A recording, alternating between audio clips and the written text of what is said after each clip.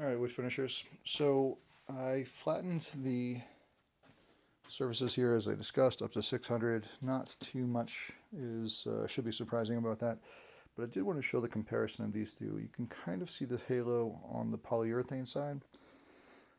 On the water-based side, big difference between the sheen of these two, and I thought it would be worth at least kind of illustrating what it is we're doing here.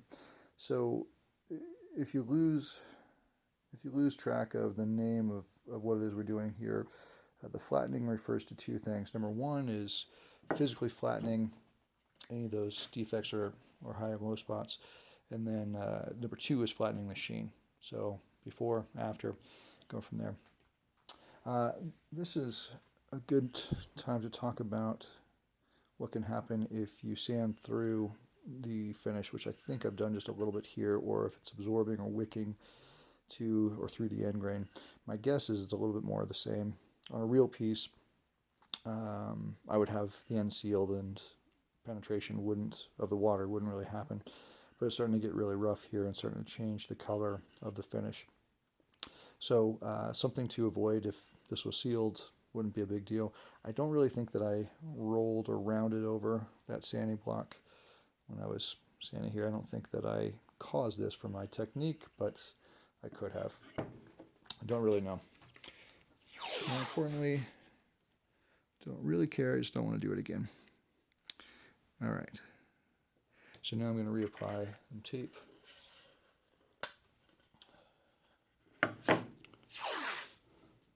There's no need for you to do this on your end. I just thought it would be helpful to compare the before and after.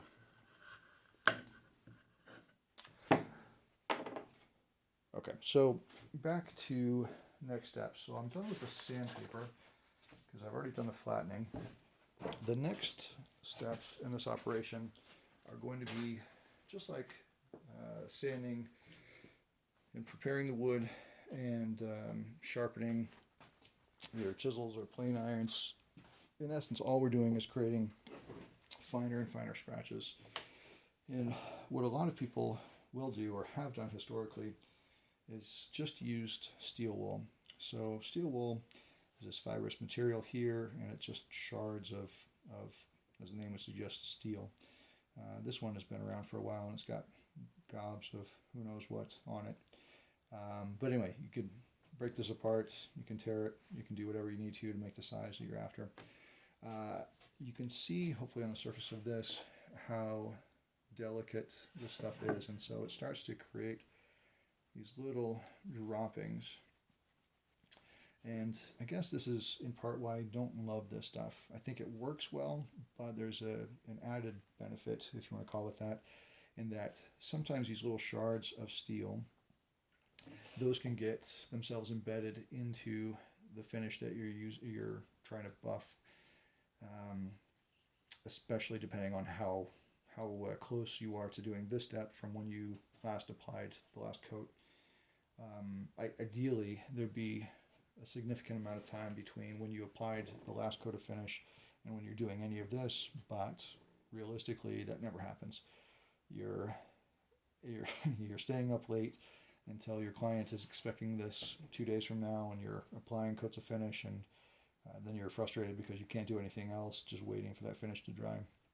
But the point being, this stuff I think is a bit too nasty for getting into the pores and giving you long-term problems, because once this is embedded into the pores, especially if you're doing this between coats of finish and you're using a water-based finish, this is going to start to rust immediately.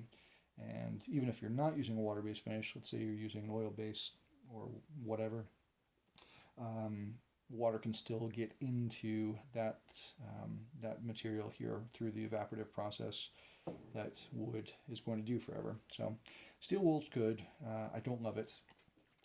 The alternative is they make synthetic steel wool, which looks almost identical, but it feels very, very different. This is much heavier, and this is lighter in color, but it does the same job without any of those issues about oxidation and rusting. So that's my go-to. Let me clear off some of this stuff. So I still prefer having a lubricant for this material, and since I'm using synthetic steel wool, I can go back to the same stuff I was using a second ago, which is water and dish soap. I could go with a mineral oil. A lot of people like that, and again, combination of mineral oil, mineral spirits, that works well. I'm going back to the same thing. I don't like cleaning this stuff off to really see what I've done. I want to be able to remove whatever that lubricant is quickly, and then going off to the next step, whatever that's going to be. So this synthetic steel wool I like. I think there is an intermediate step depending on how well you've prepared the surface, which is already starting to feel very fantastic. It just looks dull. And they have Scotch-Brite pads, and these come in various grits. And these function very much like sandpaper in that they have embedded abrasive particles on the strands of this stuff. And so they're different grits. I think the two colors that I don't have are a green and a maroon pad, and they have different aggressive or abrasion qualities. But anyway, I start either with the gray or the green, depending on what I'm getting into here, and then work my way to the gray, white last, and I almost never use the maroon. And then after I'm done with that, then I go to this fibrous kind of synthetic steel wool, and there's different grits of this stuff as well. But for what we're doing, I think one or two of these and one of these, I don't know that anybody's going to be able to tell the difference unless you're getting into what they refer to as a piano finish or a high gloss finish. So anyway, I'm going to start with this gray pad, and then we'll move on through the stuff. So same process here.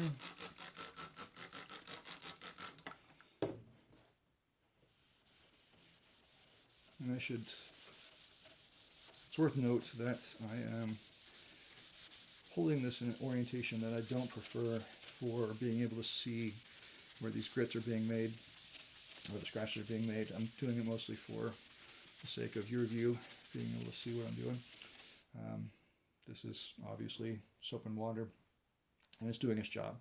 If it weren't starting to suds up here, I would start to get worried about if the water has less of a physical barrier between the abrasive and the finish.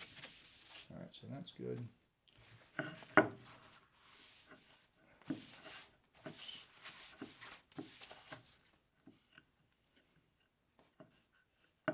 So tactily, you can feel that this starts to really polish up well, and it starts to feel like this really amazing experience, which I think is nice for your woodworking projects. Is mostly what we're doing is visual, but there is this lovely tactile quality that people can't stop from touching, which is kind of great praise when somebody wants to put their hands all over your projects. Just trying to make that not inappropriate. So anyway, so now I'm just bumping up to this next one, trying to be really careful on these areas here. If I spend too much time on these corners, it's going to be easy for me to start to round those and start sanding through because there's so little material there between the wood and what you're doing. So keeping that in mind.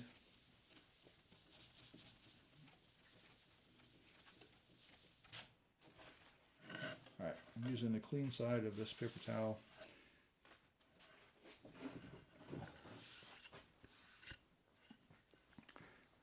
And hopefully you can start to see the sheen building up a little bit.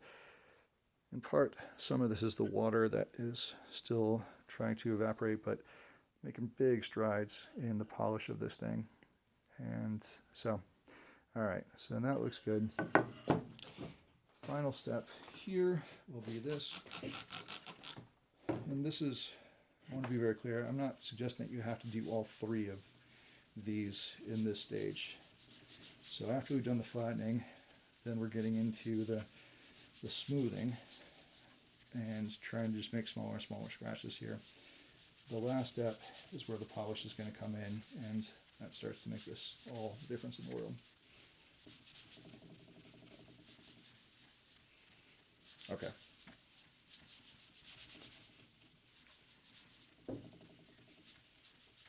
Trying to use long strokes here as much as I can to kind of ferret out any of these. I don't really want to get into a pattern of just going end to end here, because then I'm going to have kind of this overlapping on these ends where I started this stroke and then I came back and started over again, which will start to show up in little swirls. Alright.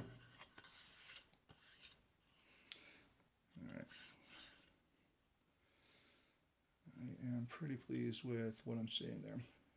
Alright, cool. Cool. Alright, hopefully that was helpful. I'm turn off the camera, do the same to the polyurethane, and then last step, which is going to be the polishing, and hopefully this will be mind-blowing. Alright, see you in a minute.